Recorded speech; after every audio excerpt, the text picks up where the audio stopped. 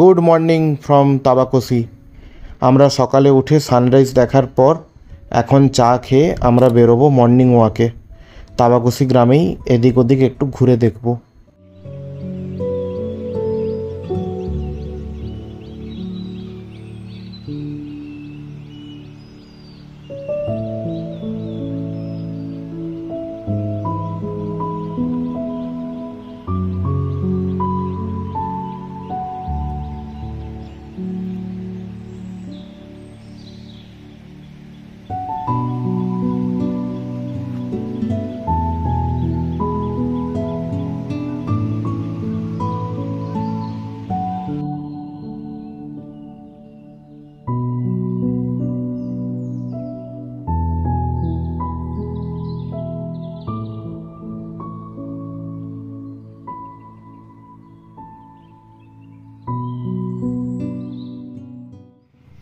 আমরা একটু পাহাড়ি রাস্তা ধরে উপরে উঠে এলাম এবং এখান থেকে নিচের ওই ব্রিজ, রংবং রিভার এবং আমাদের হোমস্টে সামনে, প্লাস যে পুরনো মন্দির, সব কিছুই এখান থেকে দেখা যাচ্ছে।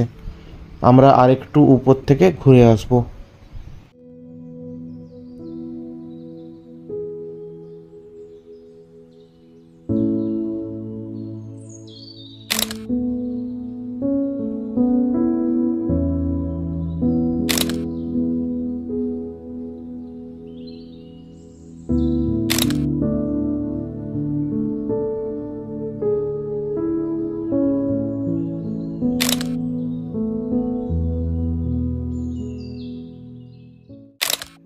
বেশ খানিকক্ষণ ঘোরাঘুরির পর আমরা আবার ফিরতে লাগলাম আমাদের হোমস্টের দিকে।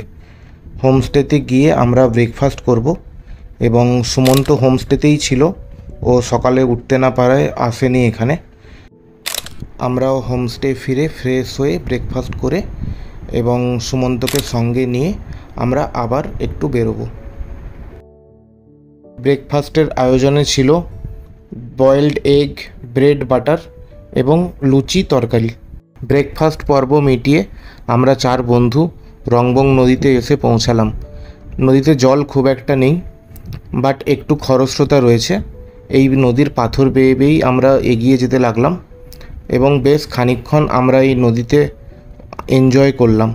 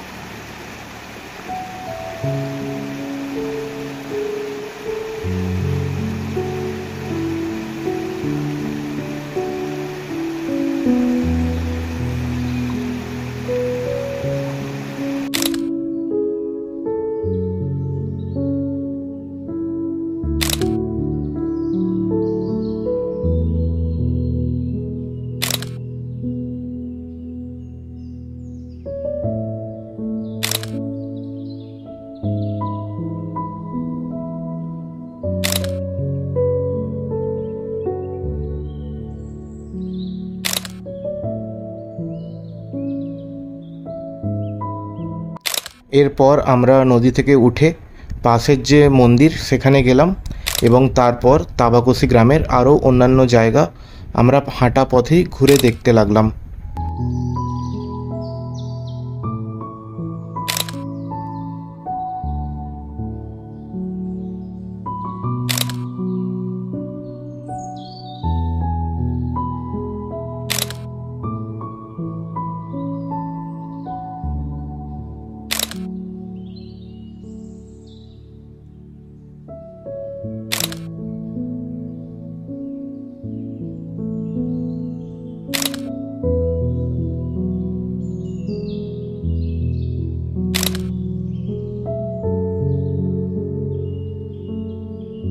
ঘোরাঘুরি শেষ করে আমরা যখন হোমস্টে পৌঁছালাম, দেখলাম আমাদের জন্য অপেক্ষা করছে এই রকম একটা সুন্দর লাঞ্চ।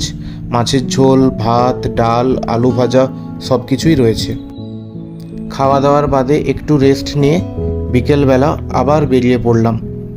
এবারেও আমার সঙ্গী দীপ্তেশদা এবং সন্দীপ। সুমন্ত যথারীতি এইবারেও আসেনি। দুপুরের খাওয়া দাওয়া শেষ করে ও একটু রেস্ট নিচ্ছে। তাই আমরা 3 বন্ধু মিলেই আরেকটা জায়গা, আমাদের হোমস্টের যে ওনার অ্যাডভাইসে আমরা এক্সপ্লোর করতে লাগলাম। চা বাগানের মাঝখান দিয়ে এই আঁকাবাঁকা পথ এবং এখান থেকে পুরো তাবাকসি যে গ্রাম তার একটা খুব সুন্দর ভিউ পাওয়া যাচ্ছে। সেই নির্জন পথ দিয়েই আমরা 3 বন্ধু এগিয়ে যেতে লাগলাম, কি রয়েছে সামনে না জেনেই। খুবই সুন্দর লাগছিল এই পাহাড়ি আঁকাবাঁকা পথঘাট।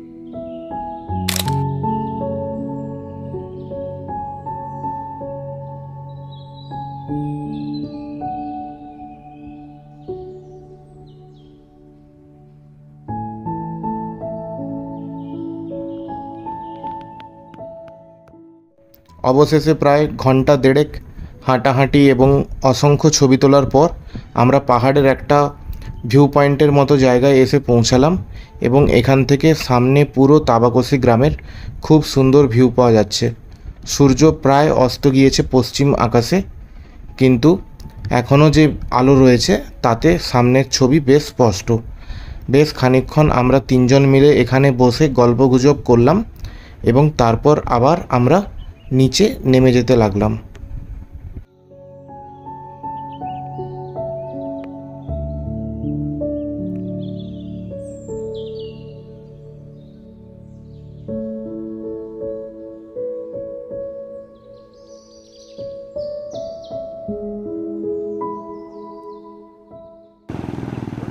এই পাহাড়ি আঁকাবাঁকা রাস্তায় একজনকে বাইক নিয়ে উঠতে দেখে আমরা 3 বন্ধু আলোচনা শুরু করে দিলাম আমাদের মধ্যে কে এই রকম বাইক নিয়ে উপরে উঠতে পারবে।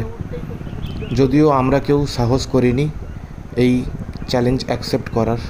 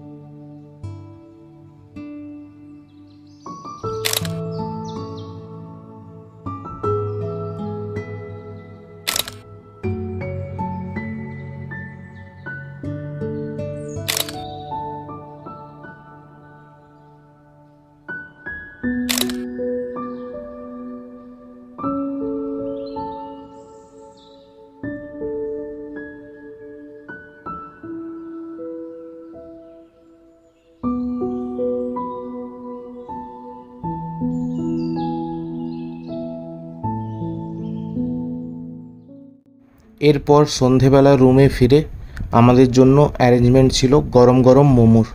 সেটা দিয়েই আমরা ইভিনিং স্ন্যাক্স সারলাম। এরপরেই শুরু হলো আমাদের বারবিকিউ।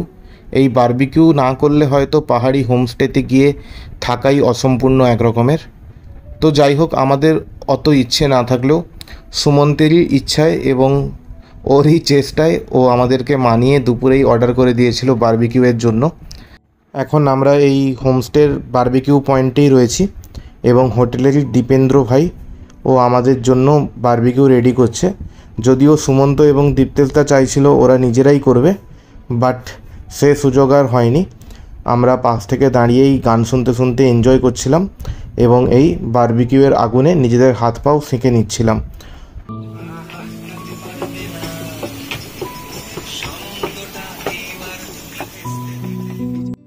বারবিকিউয়ের আসরে বসে বেশ খানিকক্ষণ ধরে গল্প গুজব করার পর এবং গান শোনার পর অবশেষে বারবিকিউ প্রায় রেডি হয়ে এসছে। এখন লাস্ট ফিনিশিং টাচ কিছু দিচ্ছে দীপেন্দ্র ভাই এবং আমরাও তাকে একটু একটু হেল্প করে দিচ্ছি। বেশ ভালোই কাট আমাদের বারবিকিউ এখন রেডি হয়ে গেছে এবং বারবিকিউটাকে সুন্দরভাবে দীপেন্দ্র ভাই আমাদের জন্য সার্ভ করলো সাজিয়ে গুছিয়ে। বারবিকিউয়ের আড্ডার পর আমাদের ডিনারের আয়োজনে ছিল চিকেন রাইস এবং আলু ভাজা। আমরা অল্প কিছুটা ডিনার করে আমরা শুয়ে পড়ি এবং কালকে আমরা এখান থেকে চেক আউট করে লেপচা জগৎ এবং বিভিন্ন জায়গা ঘুরতে ঘুরতে দার্জিলিং যাব।